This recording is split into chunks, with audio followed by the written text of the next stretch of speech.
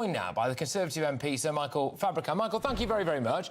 It's great to have you on the show. Lots of talk today in the tabloids, more than the broadsheets, as it were, about whether or not MPs should use parliamentary privilege to name the BBC star in question. What would your view as an MP be on that?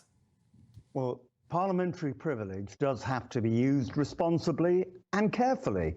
At present, we've got both the accused denying it, I understand, and also the accuser now saying it's all rubbish through local lawyers.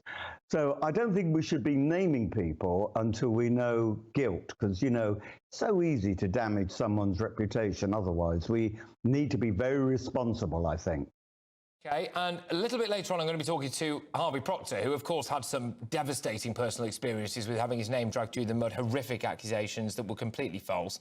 And so I'll be keen to get his view. One thing that he tweeted last night was about whether or not the individual in question here should reveal themselves. So get in front of the story, as it were, and have their version of events put forward. What would your view on that be?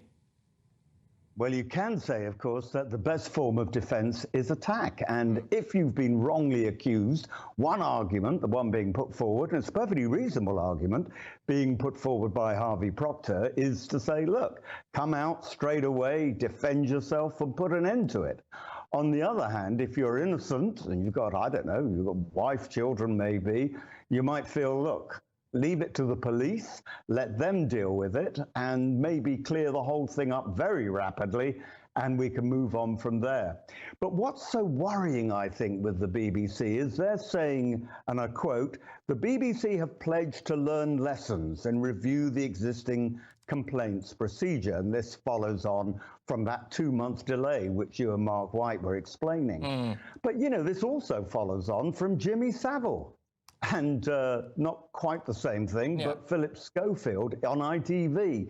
You know, how many lessons do there need to be before they're learned? And there obviously is procedure. I'll come on, actually. I'll return to the BBC's internal protocol. Tim Davie was talking earlier on. I wanted to focus on the Sun, if that's all right.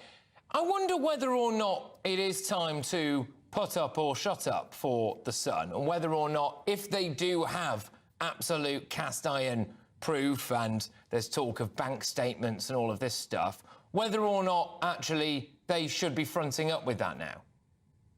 Well, if the Sun has cast iron proof of someone's guilt, they've got nothing to lose by printing that person's name, and it's in the public interest that they should. But if there's any doubt, that's probably why they're not putting up and shutting up. OK, yeah, interesting. And look, this is going to be, these are ongoing discussions that will be had over the course of this day, and no doubt are happening at certain media offices as we speak at the moment. Let's return to the BBC then. Now, a couple of interesting things here. So, as I understand it, anyway, it took around 2 months for them to contact the individual concerned and senior management at the BBC. That senior manager at the BBC, Tim Davie, says that he has still had no contact directly with the individual concerned in all of this. So there's that side of things. There's that delay. There's also, again, this notion that if they received a complaint that they deemed to be very, very serious, and they are saying that they did deem it to be very, very serious, they tried to contact the family who turned up at the office by email and one phone call that didn't connect. What do you make of that? Is that enough? Is that proper procedure, do you think? No, I don't think it is. I don't think it's thorough. I don't think it's the sort of thing that normal, large commercial companies would do or not do in this case. I think the BBC hasn't learned by its past experience and hasn't been vigorous enough. And if this individual is as high profile as is rumoured, you would think that Tim Davie, the Director General, before suspending that person, that chap, would have called him into the office and asked him, you know, what's going on here? I want to know, as Director General, as head of the BBC, precisely what's going on. Is there anything here that the BBC needs to be worried about from its reputation point of view? I'm quite sure that if a similar thing had happened in GB News, then Angelo, the chief executive of GB News, would call the guy in straight away and say, look, is there any truth to this?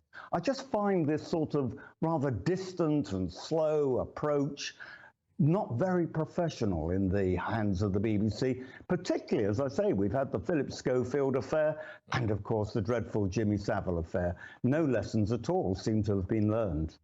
It will be interesting to see how this pans out. It has ebbed and flowed massively in the last 24 hours, this story, from the initial allegations being put out there and made public to a statement by the individual's legal team. There is a big question mark, and I will be discussing this a little bit later on in the show. The mum of the person involved in all of this has apparently said, how are their legal fees being paid, which I think I will be looking at some possible and that's a fair question to ask, by the way. This boy is supposed to have been a drug addict. He was supposed to be using money to buy drugs, which in itself is a separate issue. But how could he afford, unless, and that's also a possibility. Maybe the boy has a legal team working pro bono, in other words, for no fee. We don't know. There are so many questions to be answered. There are so many questions to be answered. And Michael, we are going to leave it there anyway. I just want to clarify something, though, and not that we're particularly in the business of misgendering too many people here on GB News, but they have always been referred to as they so far, or the young person. So we'll leave that at a minor point of clarification there. But thank you very much. So Michael Fabricant there, Conservative MP. Great to have your insights on at the show there.